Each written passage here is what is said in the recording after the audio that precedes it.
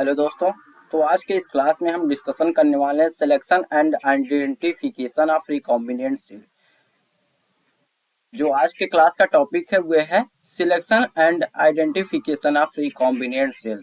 इसका मतलब कि हम ये आज के क्लास में जानेंगे कि कौन सी बैक्टीरिया के अंदर रिकॉम्बिनेंट सेल का प्रोडक्शन रिकॉम्बिनेंट सेल है और कौन से बैक्टीरिया के अंदर अन्य रिकॉम्बिनेंट सेल है। इसको हम आज के क्लास में एक मेथड के थ्रू पहचानेंगे, उस मेथड का नाम है ब्लू वाइट स्क्रीनिंग मेथड। तो ये जो ब्लू वाइट स्क्रीनिंग मेथड है ये आपके लिए बहुत ही इंपॉर्टेंट है। तो आपसे रिक्वेस्ट है कि आप आज के क्लास को थोड़ा भी स्किप ना करें और अच्छे से पूरे क्लास को अटेंड करें। जो ब्लू वाइट स्क्रीनिंग मेथड है इसके थ्रू ही हम यह पता लगाते हैं कि कौन सी बैक्टीरिया में रिकॉम्बिनेंट सेल है और कौन से बैक्टीरिया में अन रिकॉम्बिनेंट सेल है। तो आइए सबसे पहले हम जान लेते हैं कि रिकॉम्बिनेंट सेल किसे बोलते हैं। जो स्टूडेंट अभी तक नहीं रिकॉम्बिनेंट सेल के क्लास को अटेंड नहीं किए हैं वे सबसे पहले जान लें कि रिकॉम्बिनेंट सेल क्या होता है। तो रिकॉम्बिनेंट सेल का मतलब कि recombinant DNA to make many copy of a foreign gene in the host cell.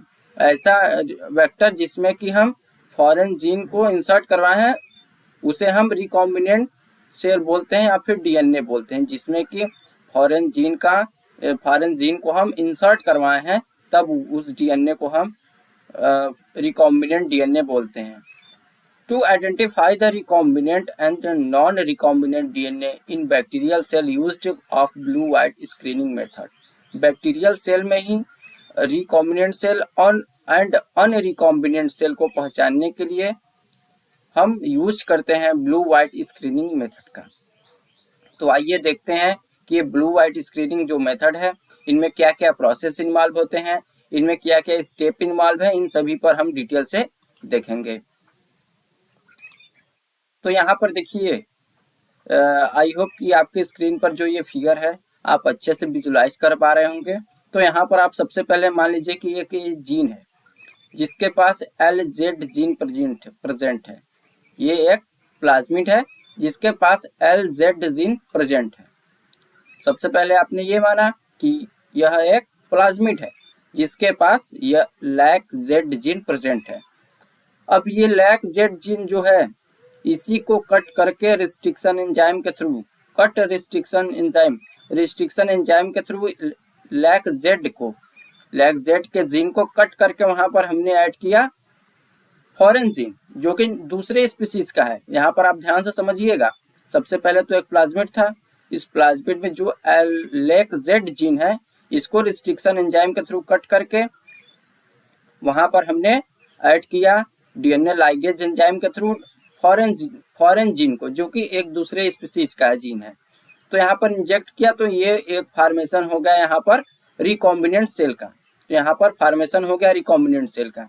अब इस रिकॉम्बिनेंट सेल को बैक्टीरिया के अंदर या फिर होस्ट के अंदर इंजेक्ट करवाना है, तभी तो वहाँ पर हमें फॉरेन जीन की ढेर सारी कॉपी मिलेगी। तो इस सब रिकॉम्बिनेंट सेल को होस्ट सेल के अंदर इंजेक्ट करवाना है। तो होस्ट सेल के अंदर जब इंजेक्ट आप करवा देंगे तब होस्ट सेल क्या है, सबसे पहले होस्ट सेल तो आपका बैक्टीरिया है, तो उसी के अंदर इस रिकॉम्बिनेंट सेल को हमें इंजेक्ट करवाना है। तो तब हमें फिर वहां से ये पता लगाना है कि कौन से बैक्टीरिया में रिकॉम्बिनेंट डीएनए है और कौन से बैक्टीरिया में अन रिकॉम्बिनेंट डीएनए है। तो यहाँ पर आप फिगर में देखिए कि ये जो बैक्टीरिया है एक तो ये होस्ट है और दूसरा ये होस्ट है। तो जो ये वाला होस्ट है इसमें तो रिकॉम्बिनेंट डीएनए है, आप यहाँ पर देख सकते हैं। लेकिन जब जैसे ही बात करेंगे पहले वाली होस्ट की तो इसमें तो रिकॉम्बिनेंट डीएनए नहीं है, क्योंकि इसमें LAC-Z जीन प्रेजेंट है जो कि प्लाज्मिड में प्रेजेंट था LAC-Z जीन, और इस वाले होस्ट के अंदर भी LAC-Z जीन प्रेजेंट है। तो यहाँ तो आपने देखकर ये बता दिया कि इस वाले बैक्टीरिया में रिकॉम्बिनेंट डीएनए है और इस पहले वाले बैक्टीरिया के अंदर अनरिकॉम्बिनेंट डीएनए है। लेकिन जब ये कैसे पता लगाएंगे, यहाँ तो आपने फिगर में तो देख के बता दिया, लेकिन इसको पता लगाने का एक मेथड है। उसी मेथड को हम ब्लू वाइट स्क्रीनिंग मेथड के नाम से जानते हैं। तो जो प्लाज्मिड है जो कि LAC-Z जीन को कंटेन किया है उसका बहुत ही इंपॉर्टेंट रोल होता है ब्लू व्हाइट स्क्रीनिंग मेथड में। इसी के थ्रू पता लगाया जा सकता है कि कौन सा अनरिकॉम्बिनेंट डीएनए है। तो यहाँ पर देखिए आप कैसे आप पता लगाएंगे। तो सबसे पहले जो लैक जेड जीन होता है, जो लैक जेड जीन है ये प्रोडक्शन करता है बीटा ग्लैक्टोसाइड्स का। यहाँ पर आप इसको बहुत अच्छे से याद कर लीजिए, जो प्लाज्मिड के पास लैक जेड जीन है ये प्रोड्यूस करता है बीटा ग्लैक्टोसाइड्स का।